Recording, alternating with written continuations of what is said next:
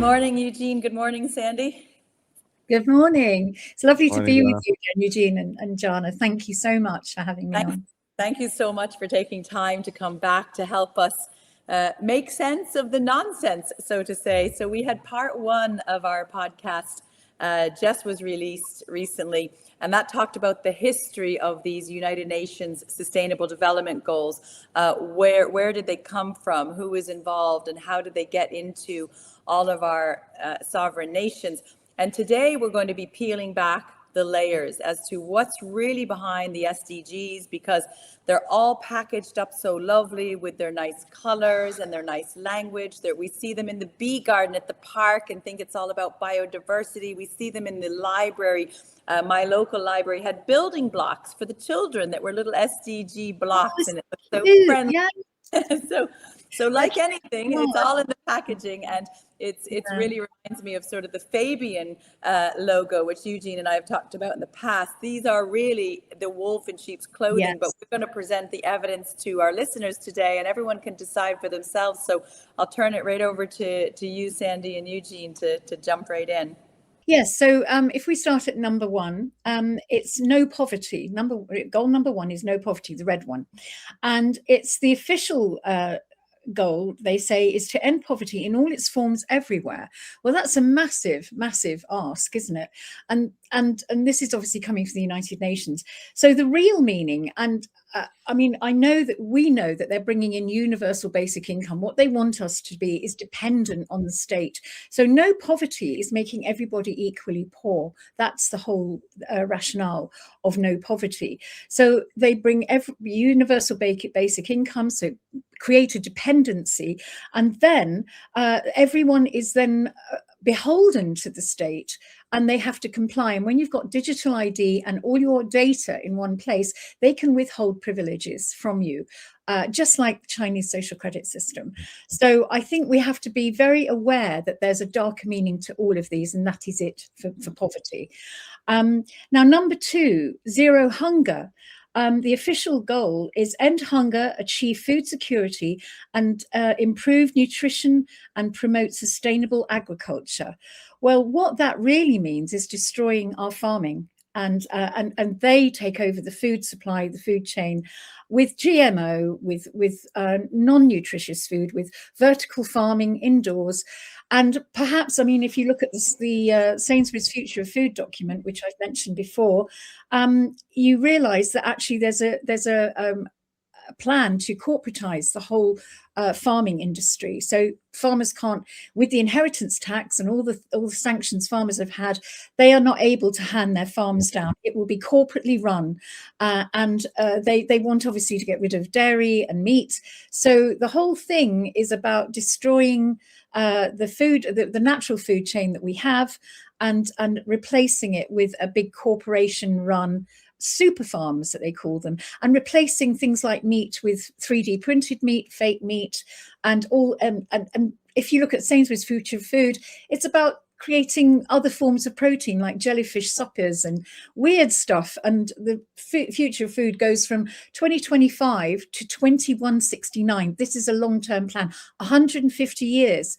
Unbelievable. Have a look at it. So I'll just jump in and remind everyone that in our episode one, we talked about how Ireland's beautiful, green, fertile farmland is being covered with solar farms and wind farms. In fact, on one of the farmer journals, it stated that farmers are being offered up to €1,200 per acre to lease that farmland to the solar farm. And we in Ireland, with the highest energy cost in Europe, maybe the world, we're not getting any of those benefits back from those solar or wind farms. So I've been watching some videos of late talking about how food, like chocolate, for example, has been corrupted. They've been taking the milk content, the dairy content out of chocolate and replacing it with palm oil. See, Cadbury's were taken over by a larger conglomerate, and that's been happening across the food industry. And they're replacing the natural ingredients. Mayonnaise is another example. They're taking the eggs out of mayonnaise, basically. And they're minimizing the natural stuff. They're trying to get dairy out altogether. Like, dairy is going to go totally. That seems to be the goal. and then replacing it with toxic alternatives. Like, this is not natural. The stuff they want to create, this highly processed, highly engineered food that kind of tastes the same and kind of has the texture perhaps of what you thought it was before, but it's crap. So people need to start waking up to this. We'll put a few links in the description to go with this, just to say it's happening already. It's the big corporates taking over, getting rid of the small guy altogether, and the natural food and that our farmers produce. They don't want that. We've got number 3 is the green one, good health and well-being. The official goal is ensure healthy life and promote well-being for all ages at all ages. Well, we're not really seeing that. We're seeing, the life being taken from unborn children right the way through to from cradle to grave, or from womb to grave, where we've got assisted dying coming in. So they're not really looking after people. And what it means really, the real meaning is they're promoting big pharma, vaccines, medicalization, profit from sickness, while controlling the health narratives. So we've got, this big push to get injections for just about everything. And also the genomics of coming into our healthcare, where they are really they're screening constantly to find something that they can actually latch onto and sell their pharmaceuticals. And all of your data, your health data, is then linked up with it's like that will be on your digital ID passport, along with your shopping habits, your social habits, everything about you. So they are just looking very deeply also into our DNA, and that's very chilling, really. And I don't know if anybody's noticed whether when they go to their doctor, you now have to sign up with an app, and it's a private company. What are they doing with your data? This is what we have to refuse to sign up with that. You can refuse, and you can say, look, I only want my doctor, my GP, to have my health data.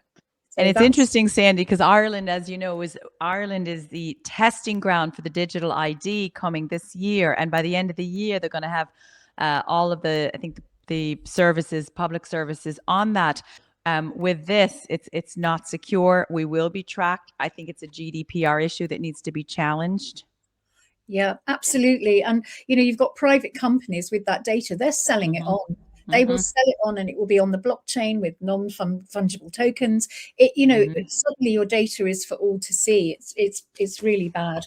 Now, the next one is number 4. And that's a sort of darker red one, quality education. Now, you've probably got quite a lot to say about this.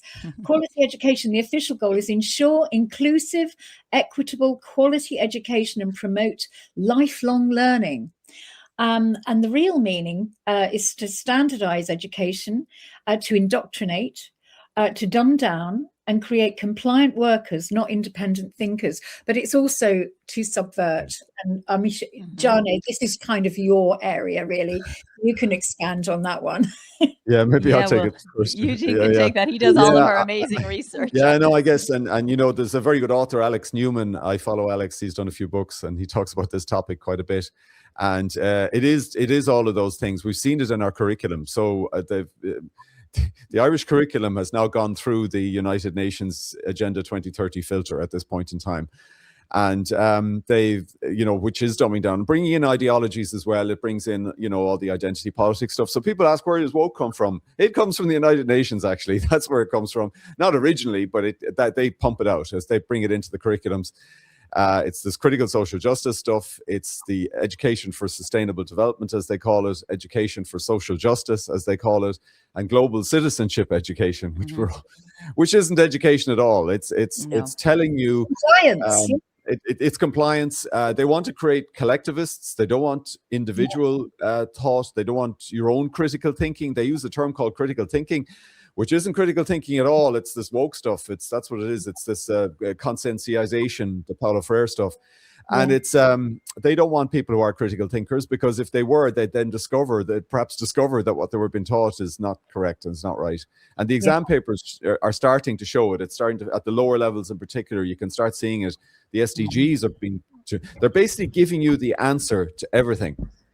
And there is no other answer. That's the answer is Agenda 2030 and everything that goes with that, all the SDGs.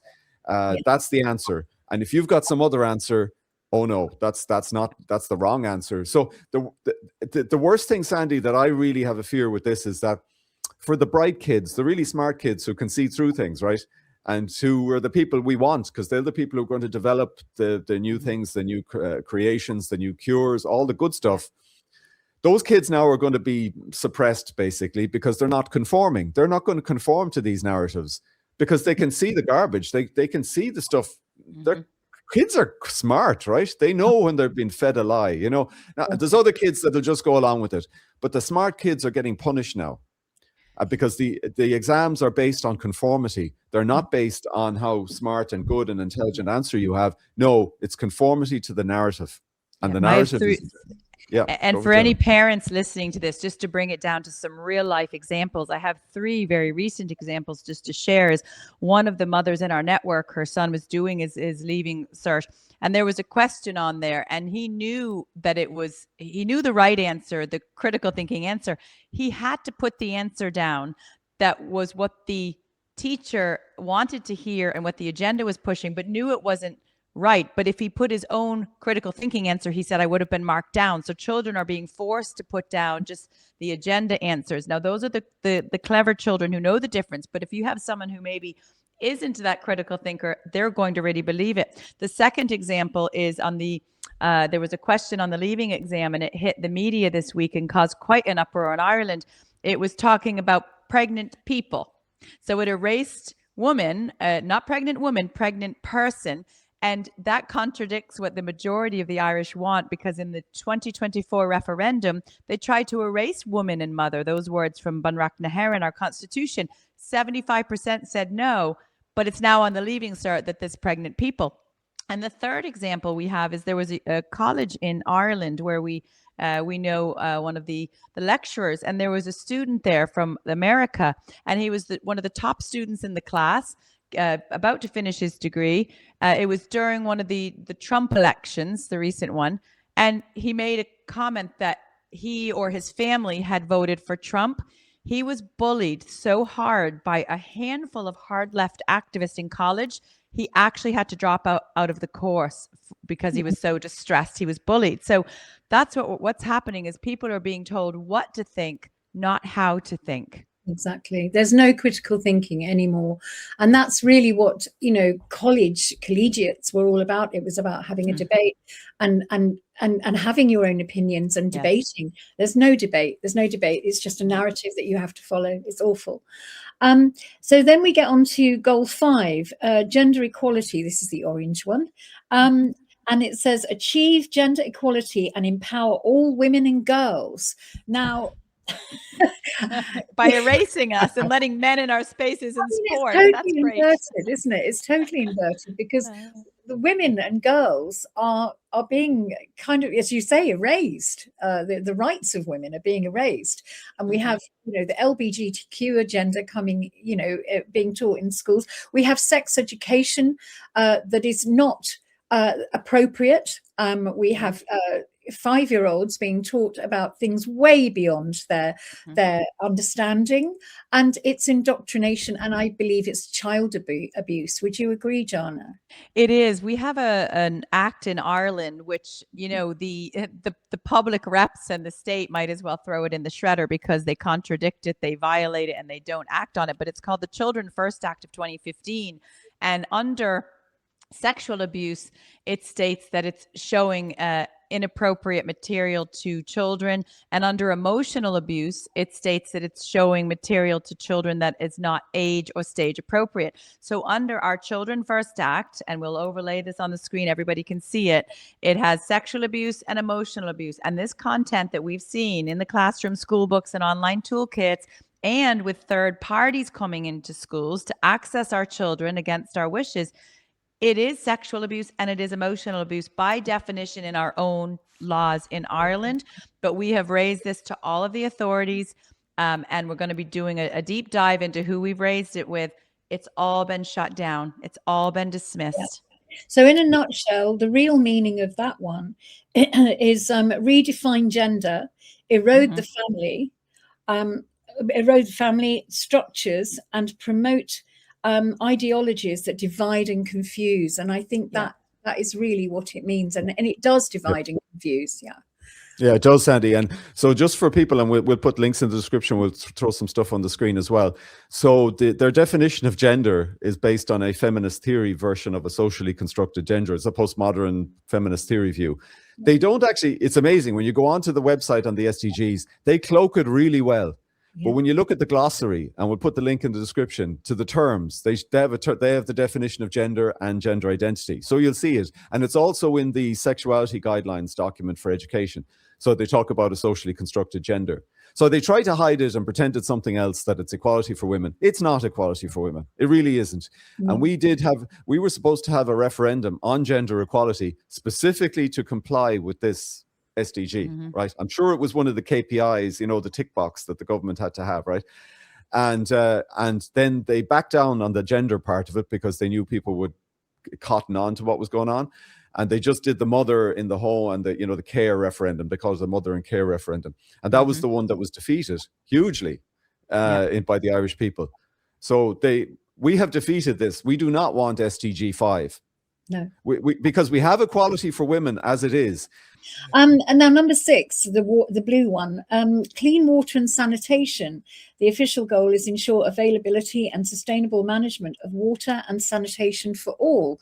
And you know, you break it down and it's a privatization of water control and a vital resource to create shortages to increase profit and leverage. And what we're seeing is water. I mean, the Environment Agency, where I'm living, aren't managing the water courses very well at all. And in fact, you know, that it's causing flooding, and we've got stuff in our water that we don't want. We've got fluoride, we've got chlorine, and we don't know what's in our water. There's apparently some of the water, I mean, I don't know if you saw Dirty Business, but our water isn't clean and sanitized. A lot of it has got sewage in it. In some areas, it's a real problem. And our seas as well, they're pumping raw sewage into our seas, so children can't bathe. So, and also we've got a problem with water shortage, because if they build these data centers, which they are building all over the country, there's planning permission for these massive data centers, they will use up our water and our energy, and we will get restricted. So that's really kind of what. Just to give everyone in Ireland listening about the data centers, in Ireland, the data centers use 22% was the last result I saw, for 22% of our electricity as well. And in Ireland right now, for the data centers, currently in Ireland, there are about 82 in operation.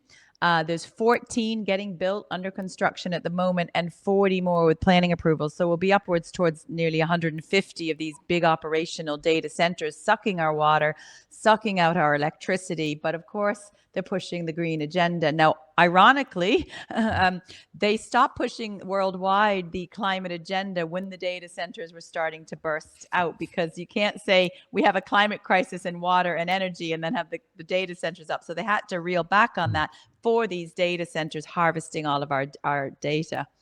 Yeah, and Jana, I mean, I use the term that the data centers are the walls of the digital prison. Yes. Yeah. That's primarily what they are. Absolutely, Eugene. So absolutely. just, you know, they put that. That's the reason they've had to roll back, and Bill Gates rolled back on the thing as well. Like, he made his announcement a few months ago, and now the whole IPCC are rolling back on their worst case scenarios. All because they have to allow the data centers to be built to achieve the ultimate agenda that they want. So right now we've got number 7, which is affordable and clean energy. It's a comedy show now. Affordable energy. Yay. Ensure access to affordable, reliable, sustainable, and modern energy for all.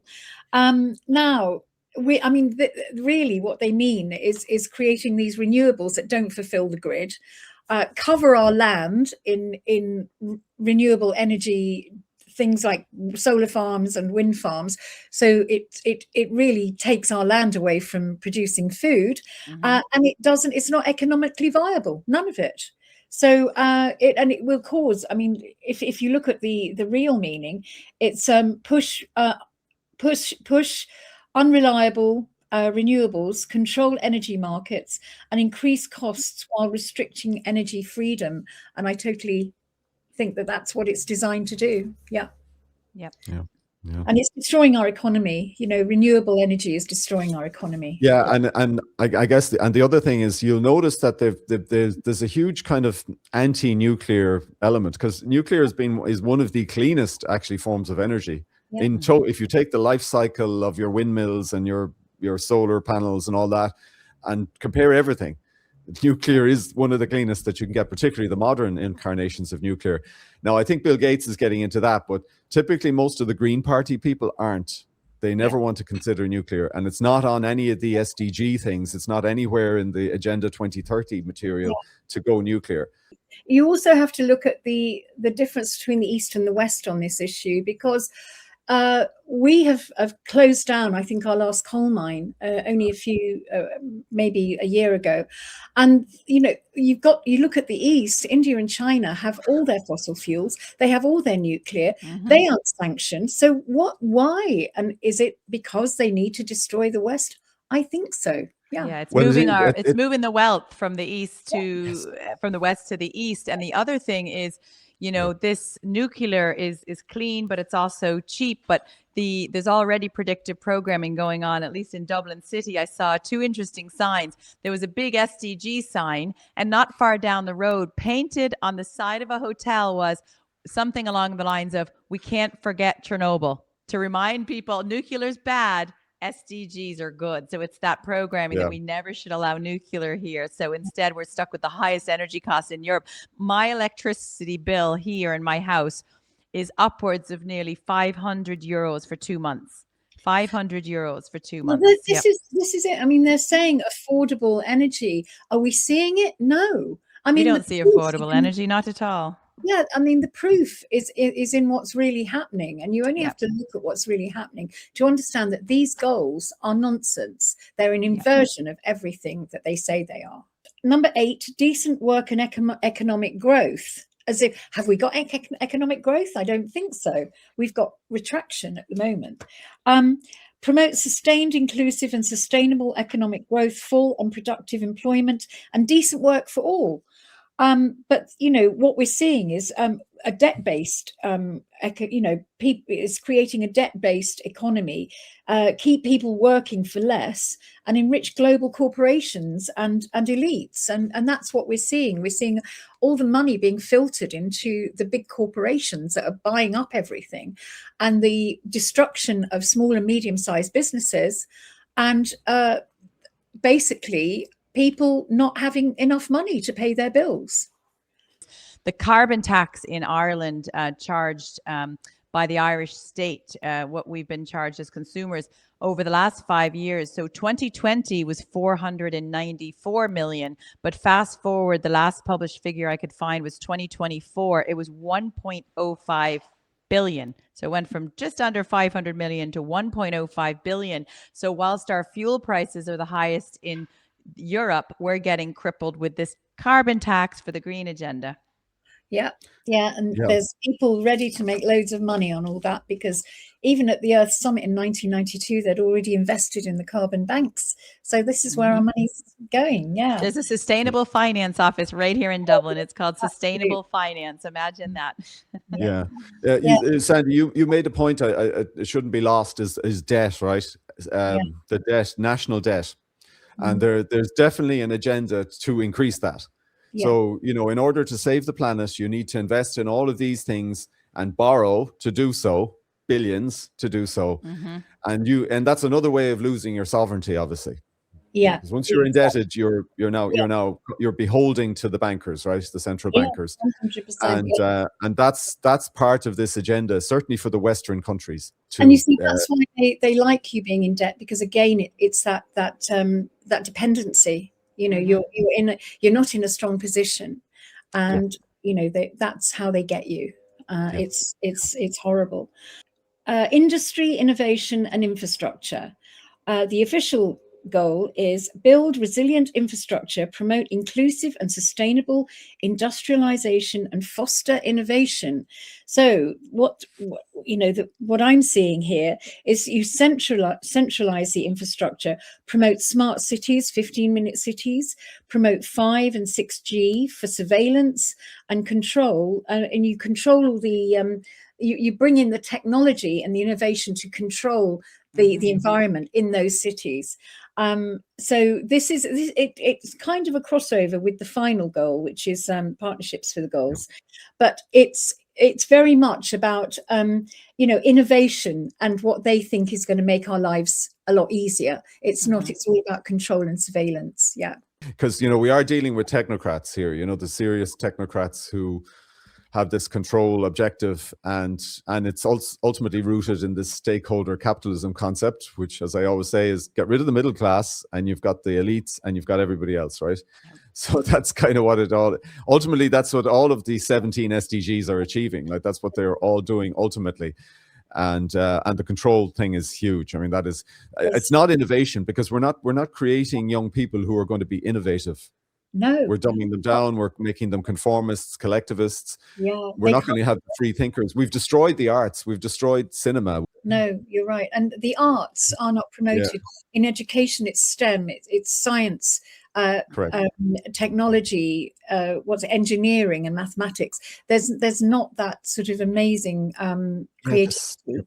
Creativity is gone. Yeah, because creativity is the free mind, isn't it? Yeah. They can't have that. They can't have that.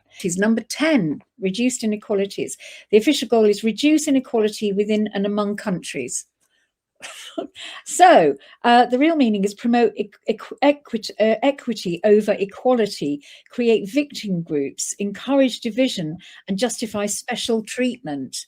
So this is about what we're seeing, actually, where everybody has to be leveling up. They call it leveling up, and we see it even in our town councils. Leveling up, you're making everything equal, and it is. I mean, it's a kind of way of just everybody being elevated to the same, so nobody excels in anything. It's a very how can I put it? That's communism, isn't that? That's communism, but then the grid will be totalitarianism. So we'll all be equal. We'll all be in this communist state. And if you step out of line, we have the totalitarianism digital prison to penalize all the bad boys and girls and men and women who are oppressing all of the oppressed. This I call this one the social justice one, right? This is the SDG 10 is really the identity politics social justice. Social justice, yeah, absolutely. It is. It's the critical social justice, definition, which we're trying to educate people what the difference means. It's not the old-fashioned social justice. It's the new. It's the new one based on postmodernism and neo-Marxism, and it's about equity, and it's all about this oppressor stuff, and that's what it is, and that permeates everywhere at the moment, as you know, Sandi. It's in all the universities, and they're pumping it into the school system as well, in the way they teach the subjects. That's what we're seeing. It's indoctrination at a huge scale in our education system. Now we've got number 11, sustainable cities and communities. Now we're hearing the word community a lot. Is communitarianism, and it's make cities and human settlements inclusive, safe, resilient, and sustainable. And so, I'm looking at it, and it's building smart cities to monitor, track, and control populations, limit mobility and personal freedoms. And it's interesting they use the term human settlements, because I first heard that term when I read something called the Global Biodiversity Assessment, which was created after the Earth Summit. And it was really a big, I haven't got it here, it's downstairs, but it's a massive, great tome. And it's an inventory of everything on our planet, everything, every animal, mineral, whatever on our planet, and how they're going to manage it. They are going to manage it. And they only talk about humans on, I think it's page 1000 and I can't remember, and it was thousands of pages long. And they say, you know, that the people will be in human settlement zones with corridors in between, only managed by federal and military use. And that's the big map that I saw. I think I was talking about it yesterday. We'll put it on the screen, Sandy. Yeah, we'll put it on the screen. I mean, human settlement zones, what a horrible term. It sounds like all I can think of is you're in these little grates like cattle. You're just herded into these little zones, like these cattle go here, the sheep go here. It's like we have farm animals in their eyes, where we've been downgraded to animals without freedom of movement. And that ties in, Sandy, on part one. For anyone who missed it, we talked about the smart cities and the 15-minute cities. That supports this model. Yeah, absolutely. Then we have number 12, responsible consumption and production. And so their goal is, their version of it is ensure sustainable consumption and production patterns. But the real meaning is you limit choices, you promote scarcity in that sort of mindset. Mm-hmm. And push agendas like you will own nothing and be happy. And I really noticed this when I was looking at the, I think it was the C40s, circular economy. And the C40 cities is all part of the same thing. They've got a planetary diet where it's all about lack, it's about rationing. And they mention in the whole circular economy that, you know, production has to slow down. We have to not produce so much, so you can only have 3 items of clothing a year. And things like building materials, like concrete, has to be banned. You know, I don't know how they're going to put those great big windmills in without the concrete, but apparently concrete's bad for the planet, so that's got to be stopped. And so everything is about lack and scarcity, and that's not really what the world is really about. I mean, it's about abundance, but they're taking that away.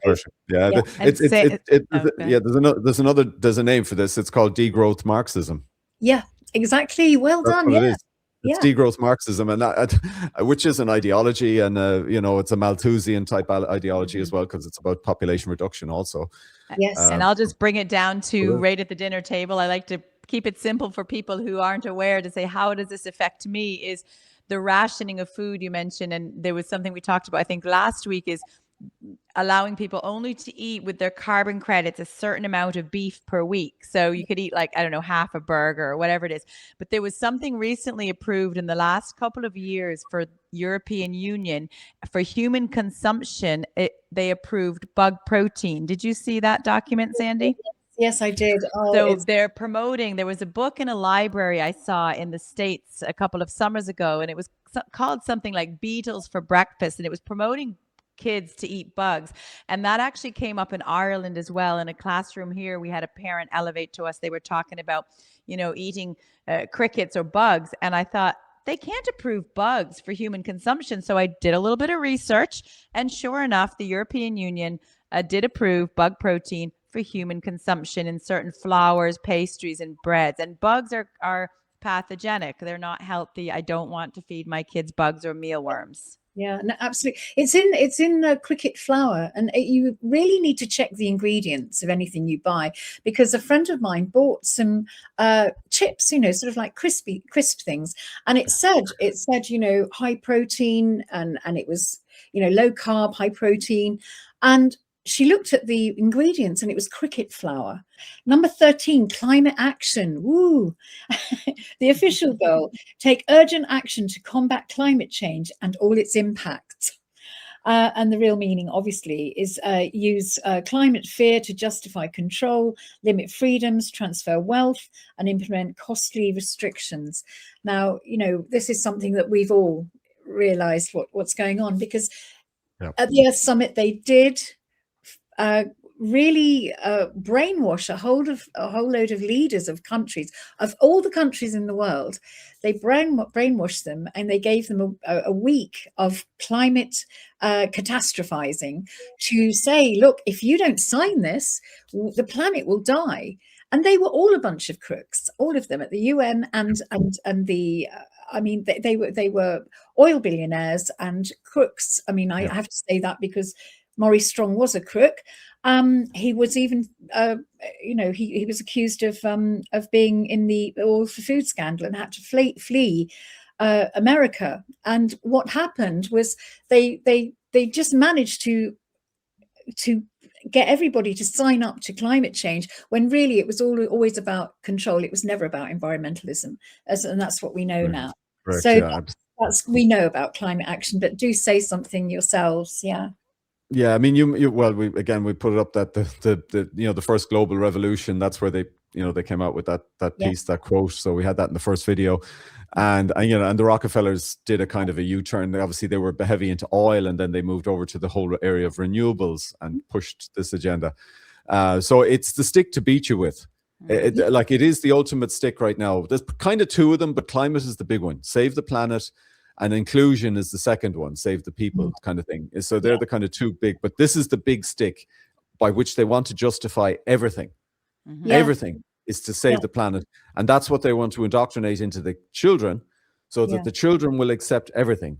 Digital ID, digital currency, all the restrictions, all the degrowth, all the funny bug food. They want to indoctrinate the kids so that they'll accept that based on saving the planet. Right. Absolutely. Moving on. Number 14, life below water.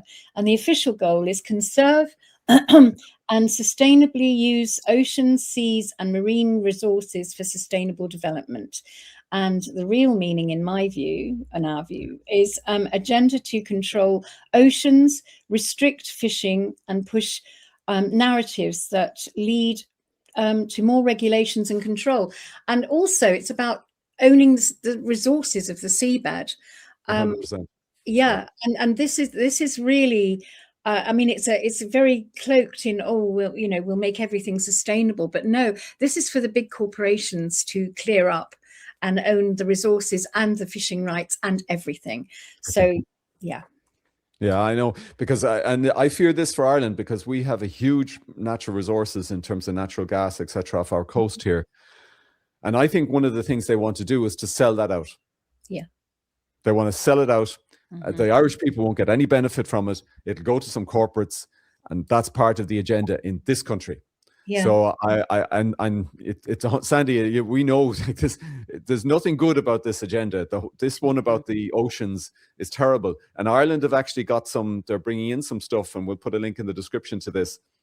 About 30%, I think, of our waters is going to be kind of conserved, or whatever they're going to do with it, I'm not sure, is falling under this thing, and it's all linked to this particular SDG. So we'll show a link to it to people, that this is actually happening in Ireland already. Yeah. That's amazing that you're highlighting that. Now we're on to number 15, life on land, and the official goal is protect, restore and promote sustainable use of terrestrial ecosystems, sustainably managing forests, combating desertification, and halt biodiversity loss. And the real meaning, in my view, is create the land grabs, restrict land use, control agriculture, and push people into confined areas. Well, the thing is that, you look at what's really happening, and when you see the destruction of our landscape, that isn't in any way protecting our ecosystems. You've got carbon capture happening in the Wirral, just opposite Ireland in the Wirral. These massive, and it's destroying the landscape. We've got the solar farms, the wind farms, the data centers. Is that protecting our landscape? No, none of it makes sense. Yeah. Number 16, peace, justice, and strong institutions. The official goal is promote peaceful and inclusive societies for sustainable development, provide access to justice for all, and build effective, accountable, and inclusive institutions. Well, I don't know what you feel about our justice system, but it's not there anymore. There is no justice in our courts. I think what they really mean is expand surveillance states, censor opposition, weaponize justice systems, and eliminate true accountability. We have this with the EU Commission, who are unelected and hence unaccountable. The United Nations, unelected unaccountable. The WHO, unelected, unaccountable. The Bank of International Settlements, Yes. Who've got diplomatic immunity. They can do anything, and they can't be investigated. They can't do anything to them. So these are the people that want to rule you, is people who have no accountability at all. The question, Sandy, is I wonder is like under our Irish Constitution, and you have your one over in the UK, there has to be some clause that says how the people didn't vote for these SDGs to replace our policies. We didn't vote for this takeover. We didn't vote for this reset. So how can they slide it all in, allow our entire country to be ripped apart without consultation with the people or referendum? Is there any comeback on that, I wonder?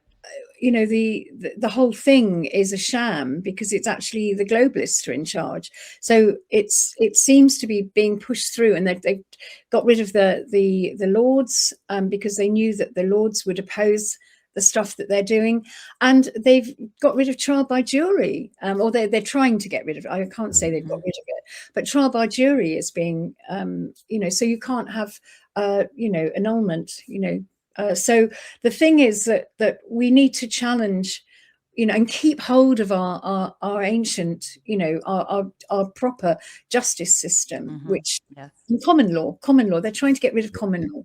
And common law is really the true law under God.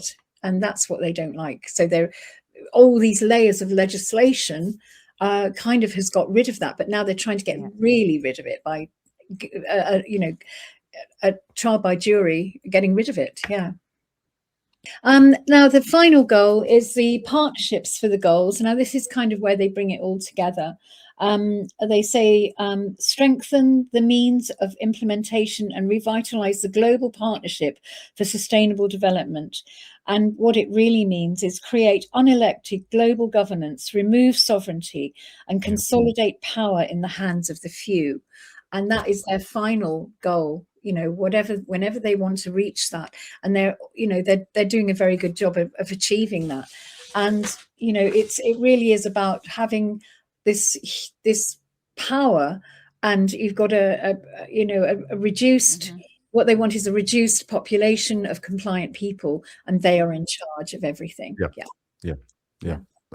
It's literally what we were just saying previously. That's exactly what they want to create, and they're doing a good job of it. I mean, I guess the only exception has been the US have turned their back on this, right? Yes. So they've pulled out of Agenda 2030 because of the power. They called it soft power, but I think it's not just soft; it's hard. They've brought it in, and unfortunately, it seems to have ingrained somehow, and it's compliance. It's all based on compliance, and if we didn't comply, they wouldn't be able to do it. But unfortunately, that we haven't got enough people who understand that yet, and this is the reason why we're doing what we do. So thanks, Sandy. I mean, it's pretty scary. I mean, I think there's multi-layer issue here. That one of the issues is that people have no awareness at all of the SDGs and Agenda 2030 because nobody tells them. Nobody tells them. It's never discussed at election time. Like, I don't know about the UK, but we haven't had a discussion about the SDGs and Agenda 2030 in any of our last 3 elections, for example. No. Exactly. And the lapel, we have there's photos out there of some of our politicians wearing the little Sustainable Development Goal wheel on their lapel. But once we started exposing it, the pins all of a sudden came off with no explanation.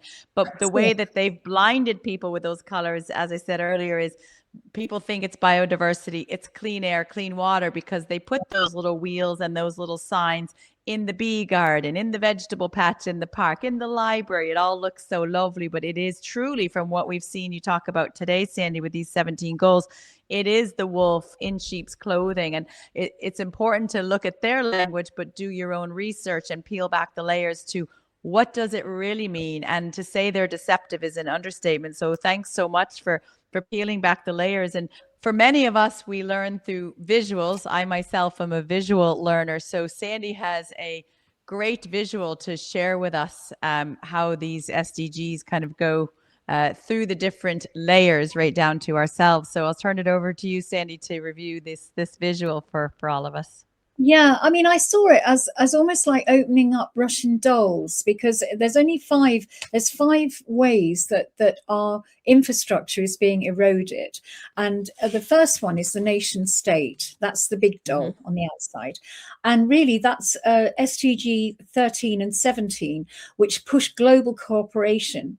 And it's about aligning with international frameworks and not voted demand.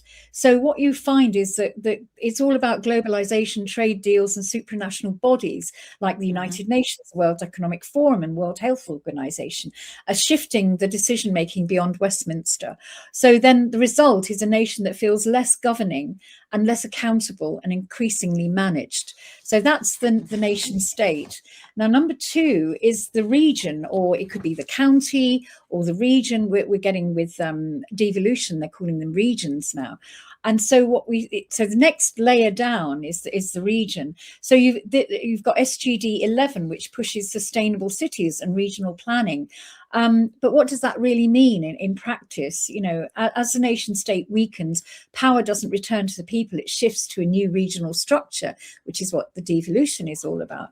And so at the end of it, the result is that counties lose influence and the power consolidates into managed regions that sit between national policy and local life. So it destroys, you know, they say it helps the communities and the regions, but it doesn't. It actually brings more global governance to them.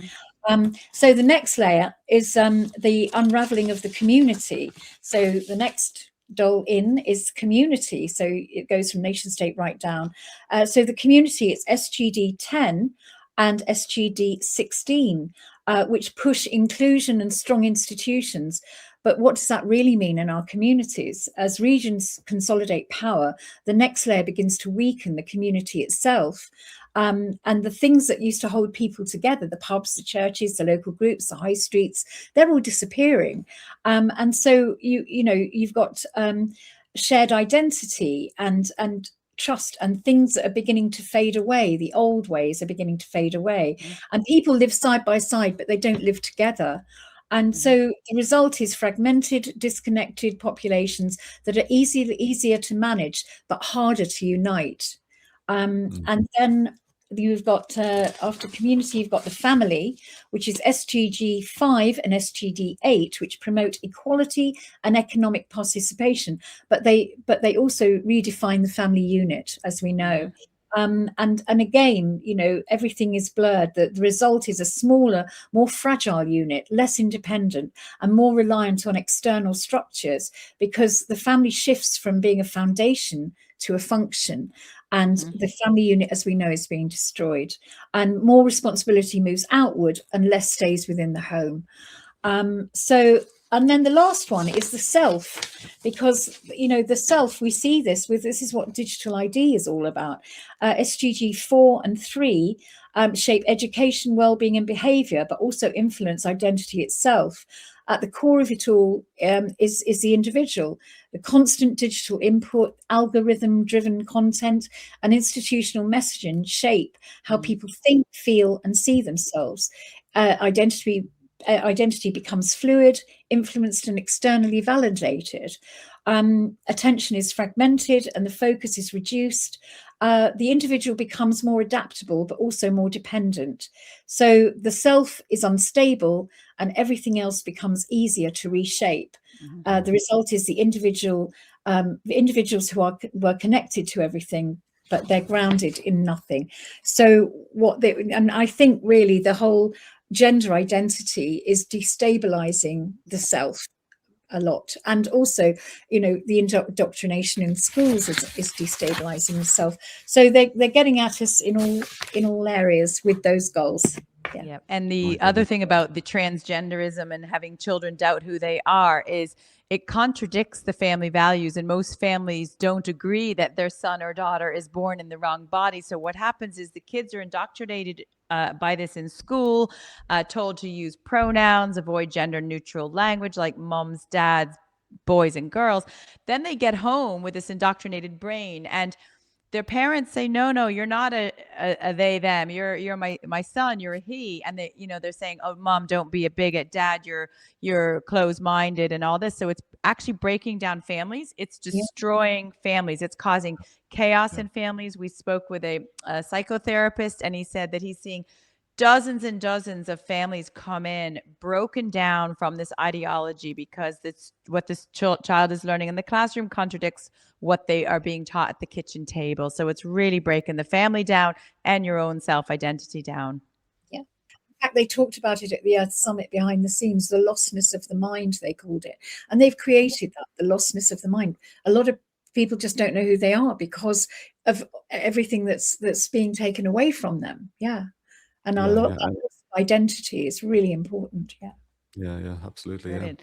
Well, thank you, Sandi, for that. Hopefully everyone watching doesn't feel too depressed, because people always, want to know what we can do. Really, what can we do about this is, now that everybody is hopefully red-pilled or awake from part 1 and 2, we need to do a part 3, which is solutions to how do we put the pressure on, how do we take ownership again of our own country, our own family, and that. So we'll look for part 3 on that. Thank you. Great. Thanks so much, Sandi. And thanks again for your time. Well, thanks for having me on. Bless you. Thanks a lot. Bye-bye. Yeah, thanks, Sandi.